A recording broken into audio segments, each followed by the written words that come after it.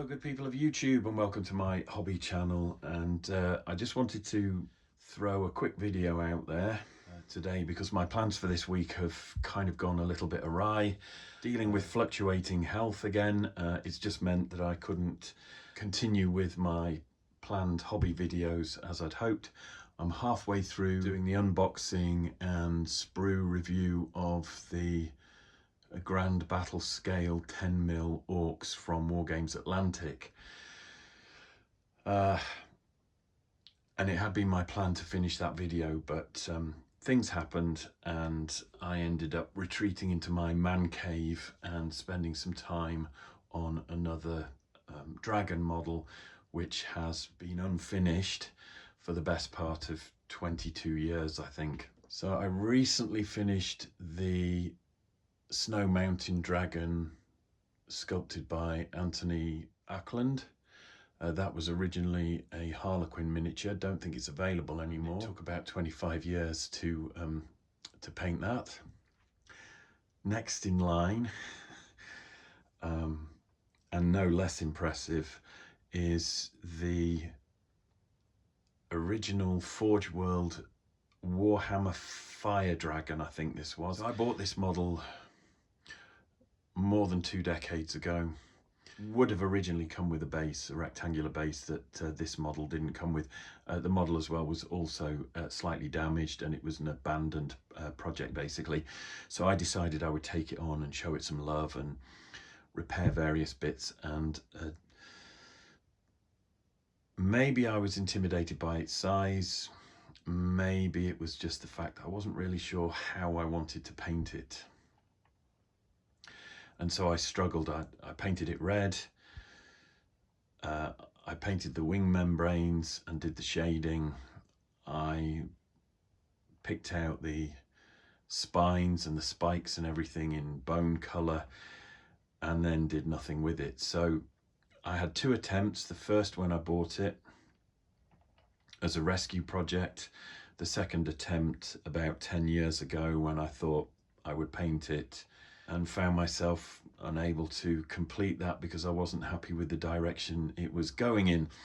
And really it wasn't until last week that I began to develop the vision that this dragon has now become.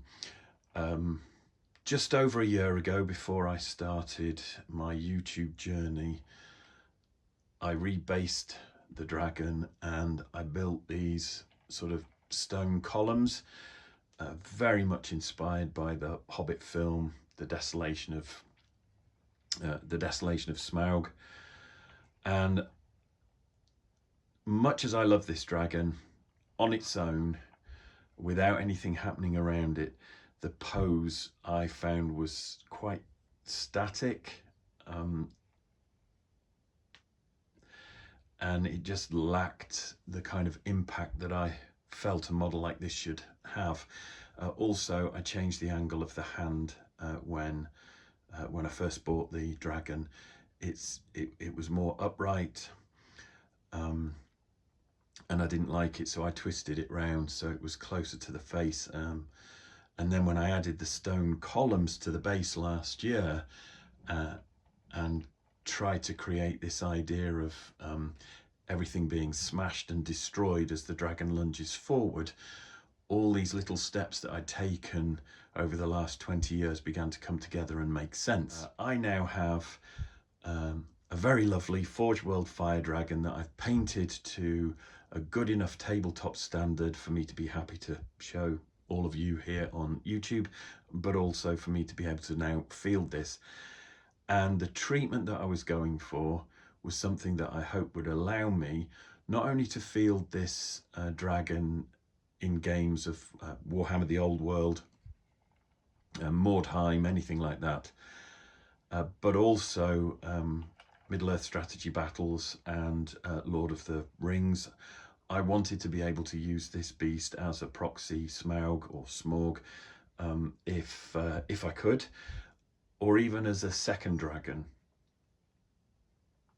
to add to the gaming table should I so wish. But I also wanted to paint this so that it would work with the medieval historical miniatures that I'm working on, and that is a long-term slow burn project.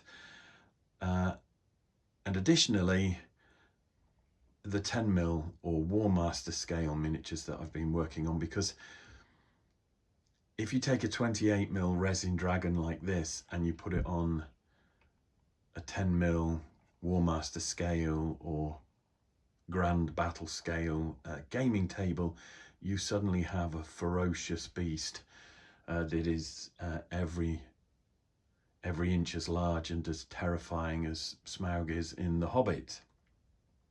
So enough waffle, I'm now going to zoom in and show you some of what I've done to this model. I'm quite pleased with the finish and the effect that I've managed to get on this dragon. I was very concerned that I might end up having to hand paint every single scale, but with a mix of dry brushing some metallics and then adding some weathering, I think I've managed to avoid that, and the finished dragon looks reasonably realistic. Now, I've focused most of the attention on the head. I've still got the eyes to finish painting, but of course when this beast goes down on the gaming table, that's really where your eyes are drawn. The dust and debris, I've tried to create the effect of clouds of fine dust by using, I think it's basically teddy bear stuffing, but it was something that was sold as foliage for either the model railway or wargaming hobby. So it had been dyed green, and I just came in with some flat earth and some khaki browns and just dry brushed and painted these strands that you can see there. So from a distance it kind of looks a bit hazy and a bit smoky and a bit dusty, and I think it works. But obviously close up under scrutiny, it doesn't quite behave the way that dust would. However, I didn't glue that onto the base. Instead, what I did was use some diorama earth textures, the kind of thing you can get from Vallejo. They're diorama effects. And if you come in here, you can see how around here I've got lumps of it that are suspended in midair because they have not only adhered the teddy bear stuffing to the base, but they've clumped around some of the lower parts, and I think that looks really really effective. Certainly for something that you want to get on the tabletop fairly quickly, and you don't want too many visual clues that suggest it's a 28mm monster. So there are no skulls, there are no weapons or shields, any kind of battlefield debris like that. It's just destroyed pillars that that were scratch built, broken apart, painted, and then have this sort of dust cloud effect added to them. One thing worthy of note is that I had to sculpt a new middle toe in there, which I've sort of hidden because I wasn't quite up to the standards of the sculptor who did this dragon, but I lost the big toe. It broke off and I lost it somewhere. Long story short, it ended up in a box, which I thought I checked to make sure there was nothing in there.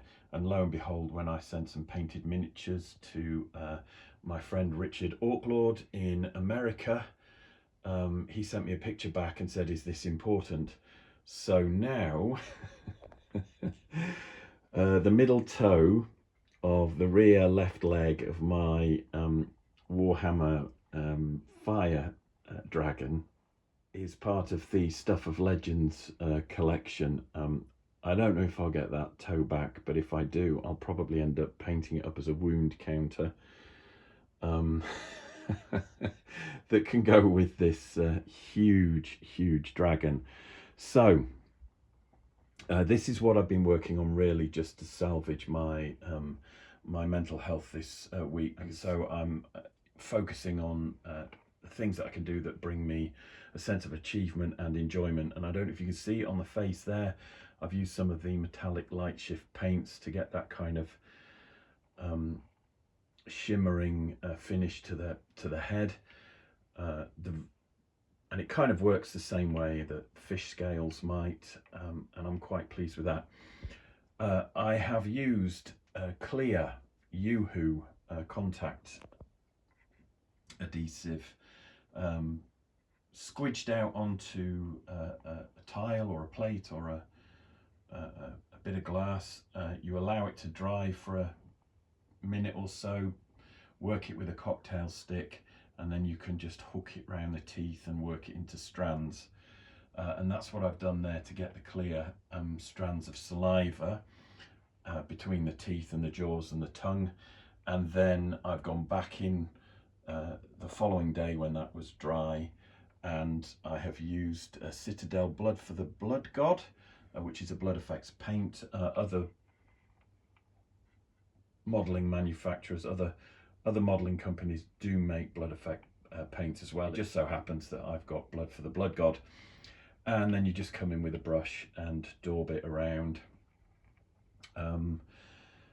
wherever you want to get that effect. Now, I will be doing that in future videos. It was just because this dragon was half finished, part finished, you know, 2-decade-old legacy project, that I just wanted to get it done and bring it up to a gaming or tabletop standard. But I'm quite happy with how this has worked out, especially when you take into account how long I've pondered over how I'm going to paint this, how I'm going to treat this, and what kind of finish I will be aiming for. A nice 28mm proxy Gandalf there, just to give you an idea of scale. But the reason I spent some time on this dragon was not because I wanted to take a break from the 10mm project that I've just kicked off. It was because I wanted this dragon to be part of that 10mm project. So I've got some Pendragon elves and a couple of their orcs here. Now these are described as 10 to 12mm on the Pendragon website. But I just wanted to show how big that dragon is and how well it works with 10mm or 12mm scale miniatures. So I do intend to use this Warhammer Fire Dragon as a Warmaster Dragon, and you can see here that is a 10mm orc shaman, again from Pendragon Miniatures. So you can see how big this beast is, but I think that's a good size and a good scale for a 10mm game, because dragons should be this big, in my opinion. So that's one of the reasons why I took some time out to paint this model. Now I think I've probably got somewhere in the region of about 30 dragons in my collection. All the others are unbuilt, never mind unpainted. I've got some lovely Reaper Bones dragons, and I've also got the Great Spined Dragon, which I've never built. All of that will be future videos and future content for my YouTube channel as I build up these 10mm armies, both the historical and the fantasy, and we add some fantasy elements. So I would quite like to see this dragon on the side of the English or the French at the Battle of Agincourt. And maybe we can throw a devil or a demon or a giant or two into the mix as well. So yeah, there we have it. Before I wrap up though, I just wanted to also show you this Cold Drake here, which is the first dragon that I bought. And I was a young teenager when I got this. This is a Ralpartha, still available from Ralpartha Europe, I think, for £15. So when you see it on auction sites for much more than that, please be aware that you can still buy this model from Ralpartha Europe for somewhere in the region of about £15. I don't know what that is in dollars, maybe 18. And I don't know if Ralpartha Legacy do it either, because Ralpartha was split into those two companies as far as I'm aware. But anyway, I had this dragon when I was a young teenager, painted it a couple of times, stripped it and so on. And this paint job here was a repainting and a reimagining of this Cold Drake that I did for my modelling and painting fantasy figures book. So up until last week, when I finished this dragon, my Cold Drake was the only dragon in my collection that had been painted completely. And that is an old 25mm dragon, and you can see against 10mm miniatures, again, it's a good size. That's the kind of dragon that you would imagine an elf lord or something riding. And I think there's lots of scope for some kit bashing and some conversions in the future. However, the whole purpose of this video was just to show you how impressive a large dragon can look. You can't get this dragon anymore, it's out of production. I did see one on eBay recently for nearly £1,000 unbuilt. I'm really pleased that I kept hold of this model and that the last 2.5 decades didn't see it disappear from my collection. And that's it. I'll wrap this video up there. Thanks ever so much for watching. If you've enjoyed this video, please smash that like button. Please hit subscribe for more videos like this. Please share these videos as well, because it all helps with making my channel more visible on YouTube.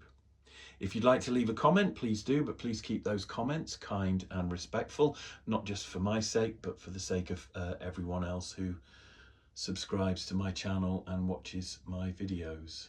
I am very grateful for all the likes, the shares, the subscribes and the love and the kind comments. It makes doing this hobby channel worthwhile. So take care of yourselves, and I'll see you in the next one.